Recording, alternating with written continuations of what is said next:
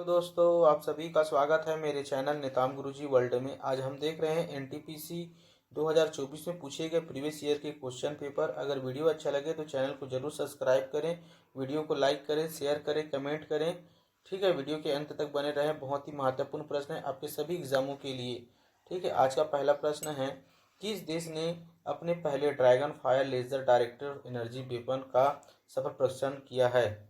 तो इसका सही आंसर हो जाएगा ऑप्शन नंबर ए, ब्रिटेन ने किया है। और चीन की राजधानी क्या है? तो याद रखना बीजिंग है। चीन की राजधानी क्या है? बीजिंग है। ठीक है, नेक्स्ट प्रश्न है, उत्तरी गोलार्ध में सबसे छोटा दिन कब होता है? बताइए, उत्तरी गोलार्ध में सबसे छोटा दिन कब होता है? तो इसका सही आंसर हो जाएगा ऑप्शन नंबर सी, 22 दिसंबर को उत्तरी गोलार्ध में सबसे छोटा दिन होता है। 23 सितंबर, ठीक है, 23 सितंबर व 21 मार्च को संपूर्ण पृथ्वी पर दिन और रात बराबर होती हैं। याद रखें, 23 सितंबर और 21 मार्च को संपूर्ण पृथ्वी पर संपूर्ण पृथ्वी पर दिन और रात बराबर होते हैं। याद रखिएगा, दिन और रात बराबर होते हैं। ठीक है, अगर वीडियो अच्छा लगे तो चैनल को जरूर सब्सक्राइब करें। नेक्स्ट प्रश्न है, भारत का राष्ट्रीय जलीय जीव कौन है?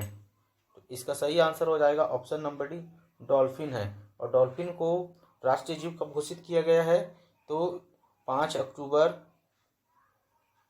अक्टूबर 2009 को घोषित किया गया डॉल्फिन को राष्ट्रीय जलीय जीव। और गंगा नदी को कब घोषित किया गया राष्ट्रीय नदी के हिसाब से?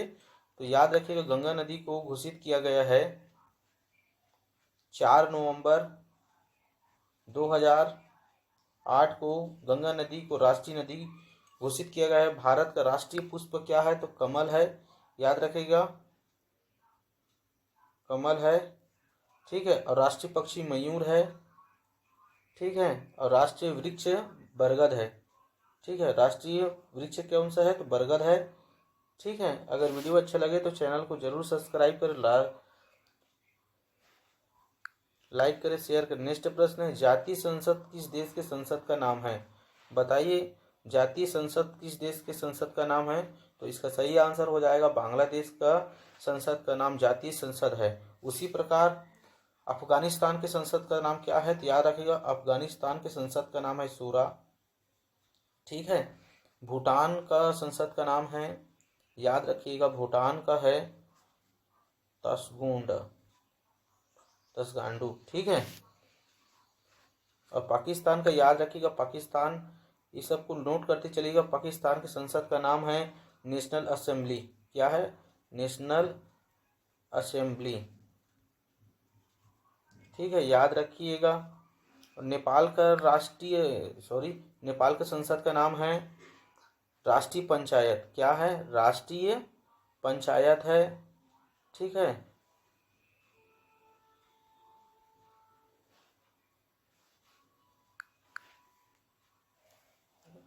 और श्रीलंका का जो है, याद रखिएगा, श्रीलंका का जो भी पूछा जाता है बार बार श्रीलंका का क्या है तो पूछा जाएगा, तो कहना कि संसद का नाम है पार्लियामेंट। श्रीलंका का संसद का नाम क्या है? पार्लियामेंट है। ठीक है, याद रखिएगा।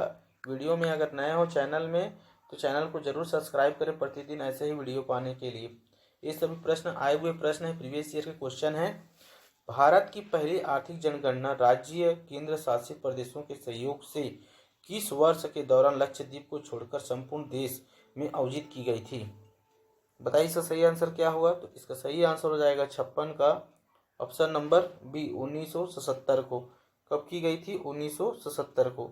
ठीक है, नेक्स्ट प्रश्न है 57 है, पुष्य भाती वंश के शासक हर्षवर्धन को किसने हराया था? बताइए, इसका सही आंसर क्या होगा? इसका सही आंसर हो जाएगा ऑप्शन नंबर डी, पुलकेशिन द्वितीय। ठीक है, हर्षवर्धन किसके शासनकाल में आया था? तो हर्षवर्धन के शासनकाल में कौन आया था? तो याद रखिएगा, हेनसांग आया था। हर्षवर्धन के शासनकाल में कौन आया था? तो हेनसांग आया था, सॉन्ग। ठीक है, भारत आया था, इन्हीं के शासनकाल में आया था। ठीक है, और हर्ष के दरबारी कवि कौन थे? तो याद रखिएगा बाण भट्ट थे। कौन थे? बाण भट्ट जी थे। हर्ष जी के राजकवि कौन थे? राजकवि दरबारी तो बाण भट्ट थे। ठीक है।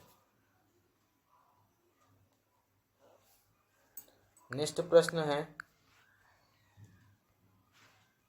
दो समांतर रेखाएं होती है, कैसी होती है दो समांतर रेखाएं? ये सभी प्रश्न एनटीपीसी 2024 में पूछे गए प्रश्न है, इसलिए आप इस वीडियो को पूरा देखें और प्रतिदिन एनटीपीसी के प्रीवियस ईयर क्वेश्चन पेपर पाने के लिए आप इस चैनल को जरूर सब्सक्राइब करें। ठीक है। बताइए दो समांतर रेखा कैसी होती है? वो होती है किसी भी बिंदु पर प्रतिच्छेदित नहीं होती है। दो समांतर रेखा किसी भी बिंदु पर प्रतिच्छेदित नहीं होती है। ठीक है। नेक्स्ट प्रश्न है, निम्नलिखित में से कौन सा खनिज दरारों एवं परतों से प्राप्त होता है? बताइए निम्नलिखित में से कौन सा खनिज दरारों व परतों से प्राप्त होता है? बताइए इसका सही आंसर क्या होगा? तो इसका सही आंसर हो जाएगा ऑप्शन नंबर डी, तांबा, जो है दरारों व परतों से प्राप्त होता है। नेक्स्ट प्रश्न है, निम्नलिखित में से कौन सा वर्णक हमारे बालों, त्वचा और आंखों के रंग के लिए मुख्य उत्तरदायी है? बताइए। तो इसका सही आंसर हो जाएगा ऑप्शन नंबर सी, मेलेनिन। ठीक है, याद रखिएगा, बहुत ही महत्वपूर्ण है ये सभी प्रश्न एग्जाम की दृष्टि से, और आपके सभी एग्जामों के लिए महत्वपूर्ण है सभी प्रश्न, आए हुए प्रश्न, इसलिए आप इस वीडियो को अंत तक बने रहें। नेक्स्ट प्रश्न है 68 है, कौन सा तत्व पादपों में क्लोरोफिल के बनने के लिए आवश्यक है? बताइए इसका सही आंसर क्या होगा? तो इसका सही आंसर हो जाएगा ऑप्शन नंबर बी, FeMg। ठीक है। क्लोरोफिल का सूत्र क्या होता है? तो याद रखिएगा, क्लोरोफिल का सूत्र होता है C55, ठीक है, H72, O5, N4, Mg। ठीक है, ये क्लोरोफिल का सूत्र है, क्लोरोफिल ए का सूत्र है, याद रखिएगा। नेक्स्ट प्रश्न है,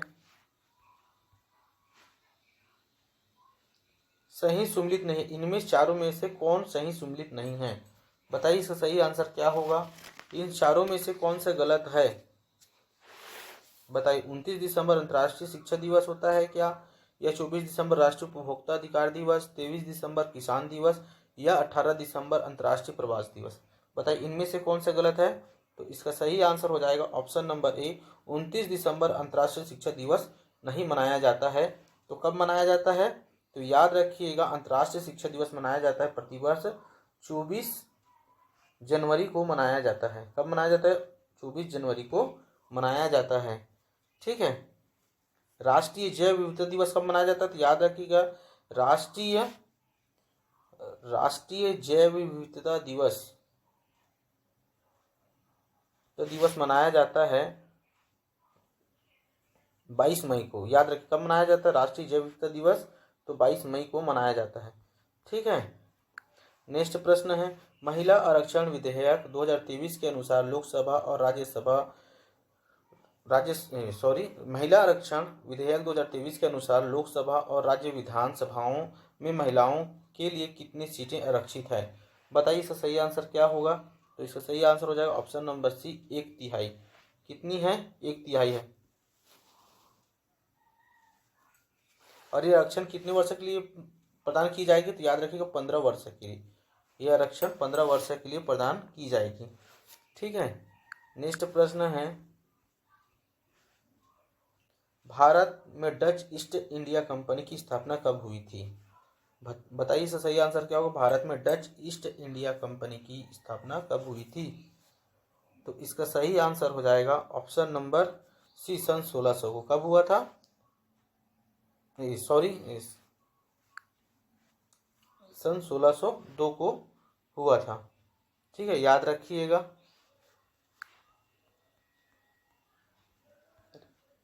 प्रश्न पड़ गया, भारत में डच ईस्ट इंडिया कंपनी की स्थापना कब हुई थी?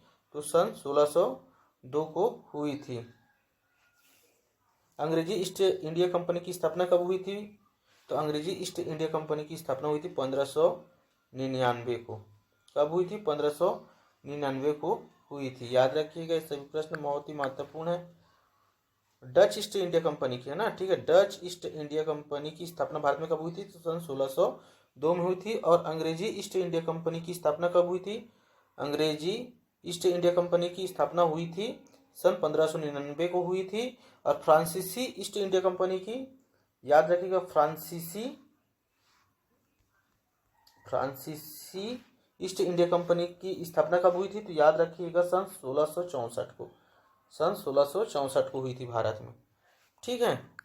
नेक्स्ट प्रश्न है, अंडर 20 विश्व कुश्ती चैंपियन 2024 में किस भारतीय महिला रेसलर ने स्वर्ण पदक जीता था? बताइए इसका सही आंसर क्या होगा? तो इसका सही आंसर हो जाएगा ऑप्शन नंबर डी, ज्योति बेरवाल। किसने जीती थी? ज्योति बेरवाल ने जीती थी। नेक्स्ट प्रश्न है, कौन सा राज्य 2026 तक भारत का पहला सौर ऊर्जा चलित एक्सप्रेस बनने की योजना बना रहा है?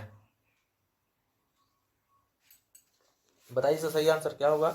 तो इसका सही आंसर हो जाएगा ऑप्शन नंबर सी, उत्तर प्रदेश। कौन सा है? तो उत्तर प्रदेश है। प्रश्न क्रमांक 82 है, रंगास्वामी कप का संबंध किस खेल से है? बताइए, रंगास्वामी कप का संबंध किस खेल से है?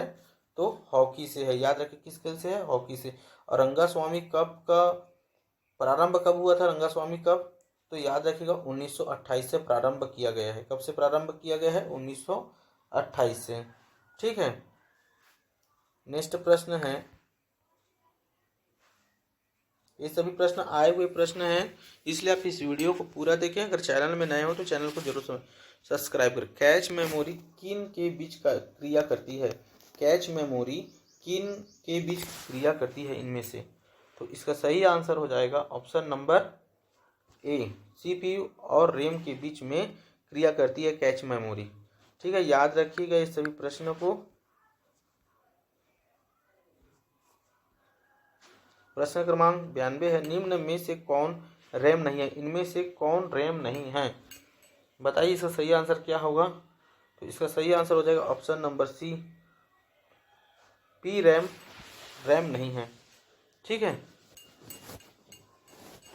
नेक्स्ट प्रश्न है, प्रश्न 93, दिए गए वैज्ञानिकों आविष्कारों में से किससे कंप्यूटर ग्राफिक्स का जनक कहा जाता है? दिए गए वैज्ञानिकों आविष्कारों में से किसे कंप्यूटर ग्राफिक्स का जनक कहा जाता है? तो इसका सही आंसर हो जाएगा ऑप्शन नंबर बी, इवन सादरलैंड को, इवन सादरलैंड को कहा जाता है।